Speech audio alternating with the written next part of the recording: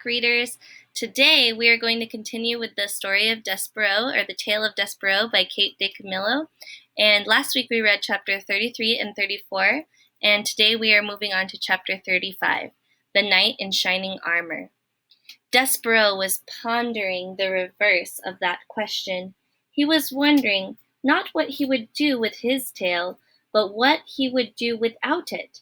He was sitting on a bag of flour high atop a shelf in the pantry, crying for what he had lost.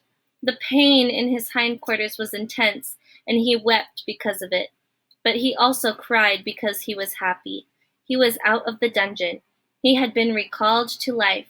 His rescue had happened just in time for him to save the Princess P from the terrible fate that the rat had planned for her. So Despereaux wept with joy and with pain and with gratitude. He wept with exhaustion and despair and hope. He wept with all the emotions a young small mouse who has been sent to his death and has been delivered from it in time to save his beloved can feel. Reader, the mouse wept, and then he lay down on a sack of flour and slept. Outside the castle, the sun set and the stars came out one by one, and then they disappeared and gave way to the rising sun, and still Despereaux slept. And while he slept, he dreamt. He dreamt of the stained glass windows and the dark of the dungeon. In Despereaux's dream, the light came to life, brilliant and glorious, in the shape of a knight swinging a sword. The knight fought the dark, and the dark took many shapes. First the dark was his mother, uttering phrases in French. And then the dark became his father, beating the drum. And the dark was Furlough, wearing a black hood and shaking his head no. And the dark became a huge rat, smiling a smile that was evil and sharp. The dark, Despereaux cried, turning his head to the left. The light, he murmured, turning his head to the right. He called out to the knight.